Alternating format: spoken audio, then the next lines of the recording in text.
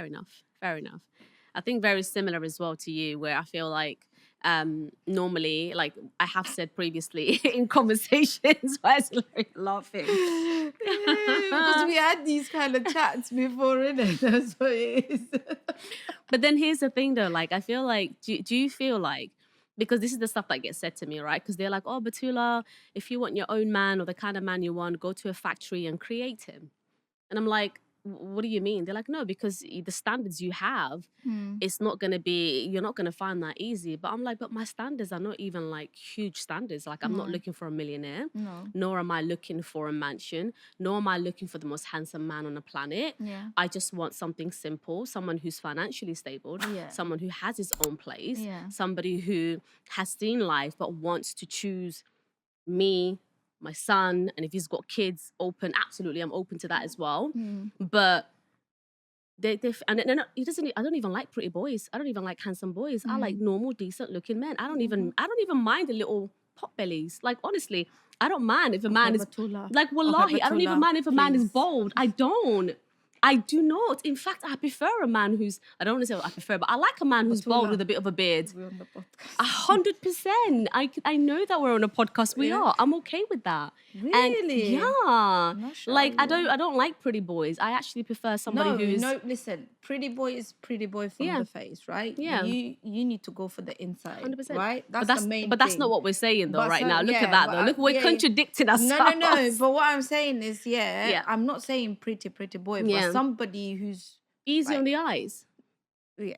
Somebody who's easy on the eyes. I'm not gonna lie. I'm not saying I want an ugly. Yeah, absolutely. And I'm not gonna say pretty. Yeah. But I want somebody who can be on my level. Yeah. I'm not gonna drop myself down. 100%. 100%. You know what I mean? Yeah. But I'm not gonna go for. But someone who's bold is not dropping down. No, somebody who's got a bit of a pot belly is not dropping down. No. I'm not a gym person myself, so I'm not gonna expect somebody who's all cut up and stuff as well.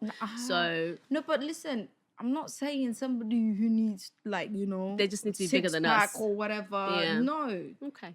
I don't find it attractive. Yeah. But I'm getting the side eye. But what I'm talking about I think we went off topic. I forgot they were even here for a moment. I just saw a side eye. We should have a one podcast, just me and you. Oh my God. For a moment, I went into a description so, like, I started describing, deeply, I forgot. Deeply. These eyes were like looking at me. Tariq's eyes like this. Abdullah's eyes like this. No, like I said, not a six-pack guy. Yeah. But someone that's good. And yeah, absolutely. Good enough, Absolutely. No, absolutely. And I think once you want something like, also when you're walking on the street or like you go to a gathering that, your family, your friends say, oh, what a handsome man. Or you don't feel embarrassed to introduce the person. Yeah, I hear that. And I know this has been, sorry guys, question for both of you. I'm going to ask you both individually this question as well. And I think we went a little bit off topic. I hope the person you got your answer from my little discussion. But what kind of a man do you see for your wife, Tarif? For your mother, for your wife, what kind of a man do you see for your mother? What kind of man do you see for your mother? Oh. What kind of man do you think would suit her? A man that, I'll be really like someone that will just like take care of her, innit? Like take care of her in a sense where like so she can like rest, like relax, you get. Because right now, it's like in my head I'm like, oh yeah, it's me, you get me? Like I want like my mom to experience another man doing it for her. If that makes sense. Yeah, I don't know if I'm making sense. Yeah, no, you are. But like I want to see her like just relax and like let someone take care of her, etc. Yeah, like that kind of energy you get. And image-wise, what kind of a man do you think your mama suits? Image? Yeah. What kind of man do you think she goes for, or you'd say suits, your mum? Anything, man. Anything, as long as it takes care of you. As long as he takes care of your mother. Okay. Yeah, man. Okay. What's the inside matters, right? 100%. That's how it is. He said that with passion inside, he said. What about you, Abdullah?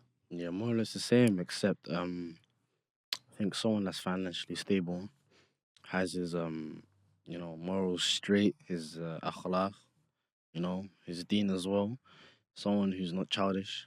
I don't think looks matter at all to her. Maybe someone that has other kids as well. Pretty much summarize it. Yeah, that's it. Yeah. Spot on. Literally, I don't mind if someone has. I actually prefer if a man has other kids because he comes with an experience. Yeah, I of don't have a course. kid. I have a grown man as a son. Yeah. So you don't have to raise my kid with me, but you're gonna show him love and respect. Do you know what I mean? Yeah. So I actually don't mind if a man has kids because I feel like then he comes with an Yes, experience. So yeah. yeah, spot on. Do you think Tariff was spot on for you? Not the looks bit. Yeah.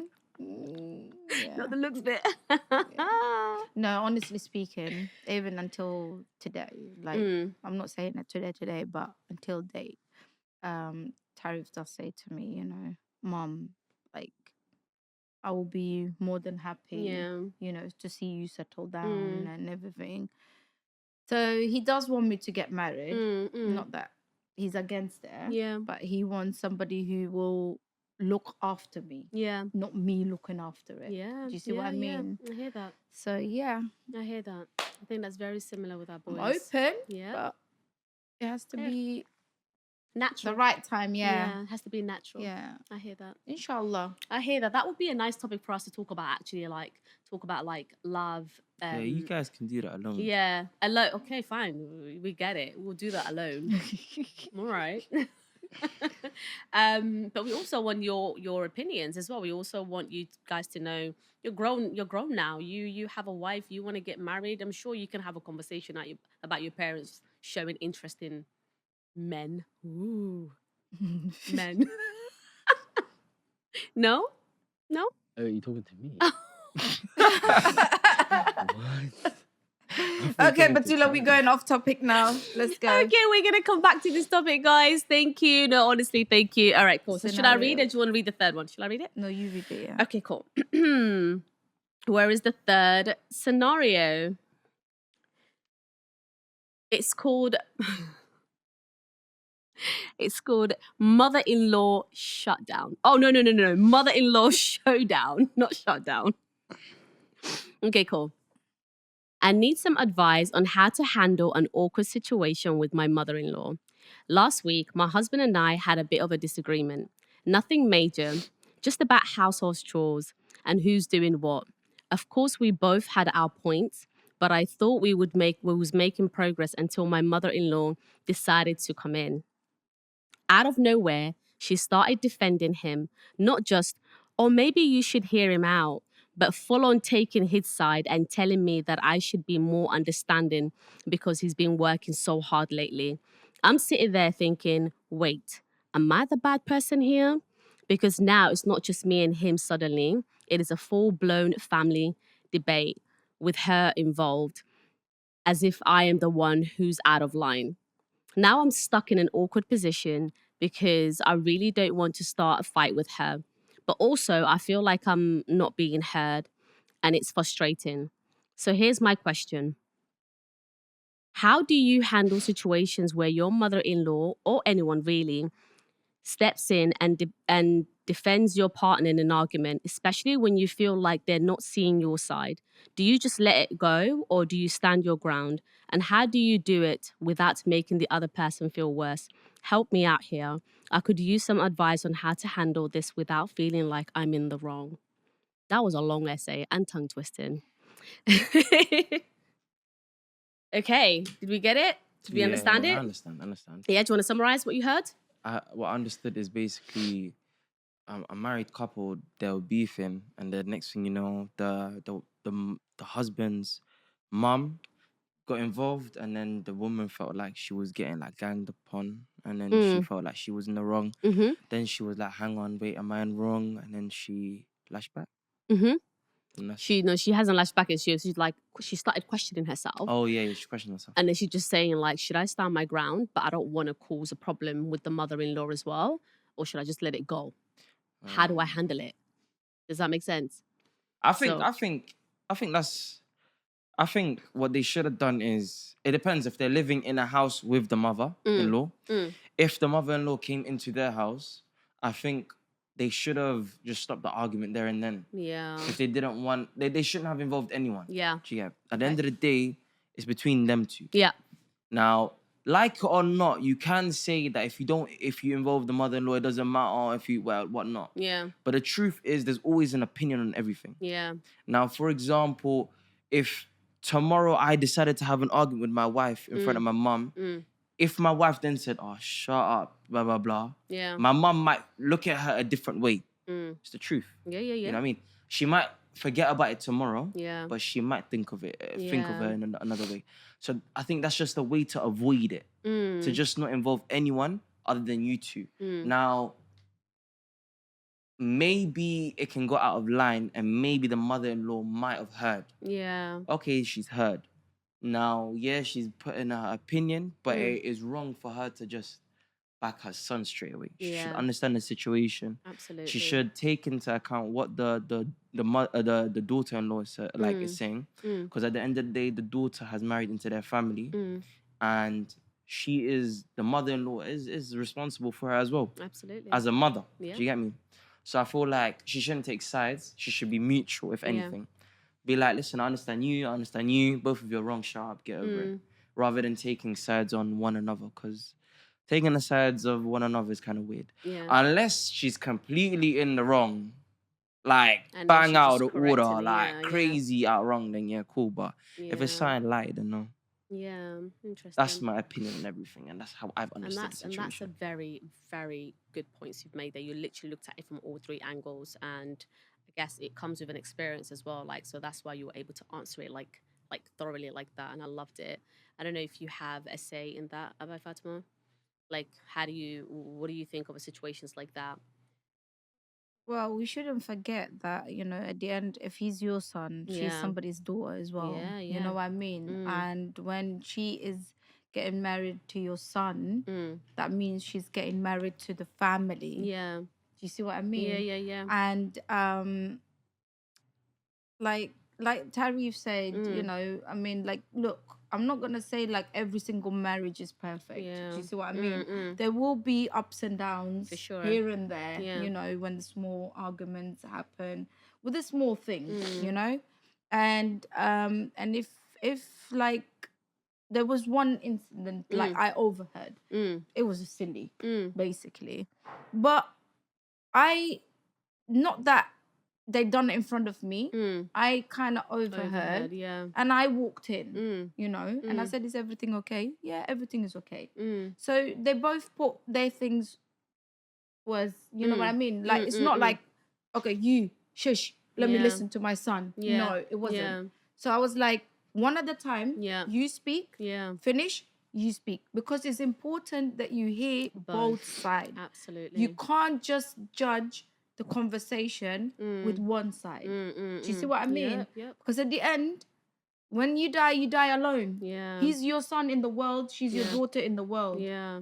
Akhirah, then none of Yeah. them exist. Do you Yeah, see what I yeah, mean? Yeah. So it's better to do it in a proper way rather than just doing favoritism and that. So I don't. I listen. Like, if there's disagreement, yeah. I say, okay, you speak. You speak. Yeah. Then I said, okay, this makes sense. Yeah. Yeah. Yeah.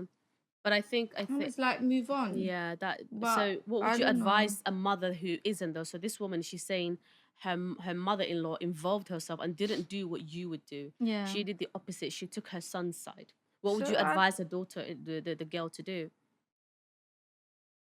Oof. I would advise her to, at that moment when the mother-in-law is speaking or making allegations on you, don't say anything, because when you say stuff, whatever comes out from your mouth is non-returnable. Do you see what I mean? Yeah. So make sure you are not in wrong. Just wait until the situation dies out. Yeah. And then afterwards confront it. Yeah. And say, you didn't even listen to my side on that day. Yeah. This happened. When you see the situation is calmer. Yeah. Because if she's screaming And you're and you screaming, nothing is going to get sorted. Yeah. Because then you will be, the situation will be pushed to where it's like, okay, now you know what? You get out. You this. You see what I mean? I hear that. You don't want to get into that position. I hear that. So just calm yourself down. I know whatever that mother-in-law might be saying is hurting you. Yeah. But just keep the calm. Yeah. When the situation goes cooler, Yeah. she might realize or might not realize it, but you can make her realize it. Yeah. But in a calm way, rather than you lashing it out on top of it. That's my advice. That's a really good advice. That's a really, really I good don't know advice. what else to say, but yeah. No, that's a really good advice. Do you have anything to add on, sweetheart, with the No, situation? not really. Yeah. Everything's been said, you know. Yeah. I feel like as well, I'm just gonna just say one thing. Mother-in-law shouldn't get involved, full stop, unless it's necessary. yeah. Like everything you guys said, plus the mother-in-law shouldn't get involved. No. Full stop. Yeah. The only time you should get involved, especially if she said it was a little argument, it will happen. It's normal. Let them have a little tiff and leave it. And, you know, if the mother-in-law does get involved, I would do exactly that. I would say to the woman, stay quiet, don't say anything. Maybe your husband will be like, hey, mom, it's okay. We got this. Do you know what I mean? That would be the dream.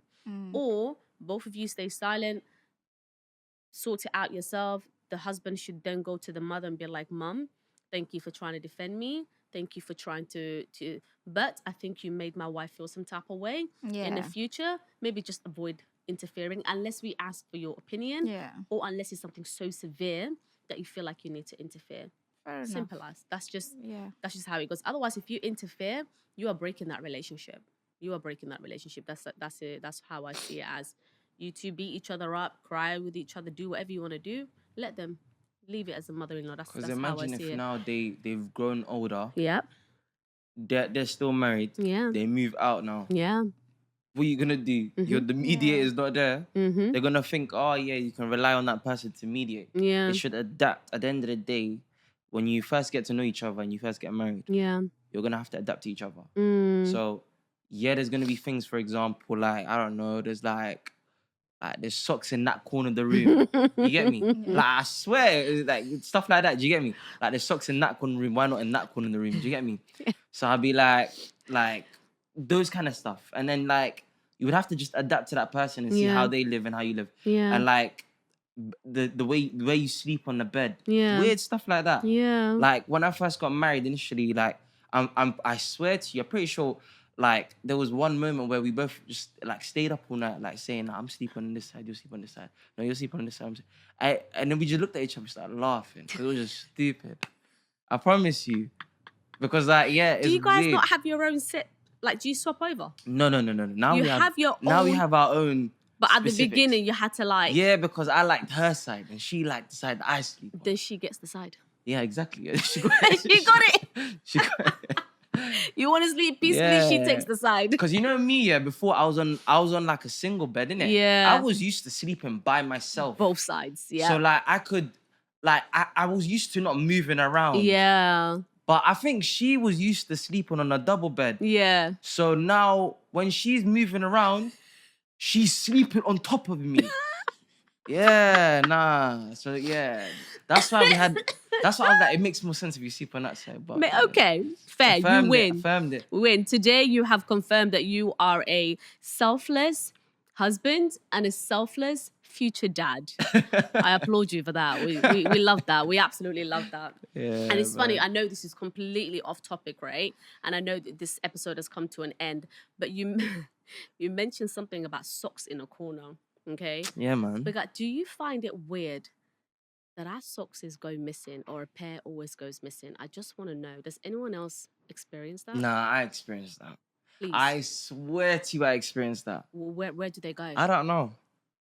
I have like socks, and I buy like tons of pairs, and I wear them. Yeah. And then I put them in the wash. Yeah. I don't know if someone's taken them. I don't know if it's going in someone else's wardrobe. I'm telling you. If they love my socks. I don't know what it is. I'm telling you, it's but creepy. They just go. It's creepy. Abdullahi, like earlier on, like I was like, here's your socks. I bought one socks to him and he's like, what am I going to do with one pair? Find the other.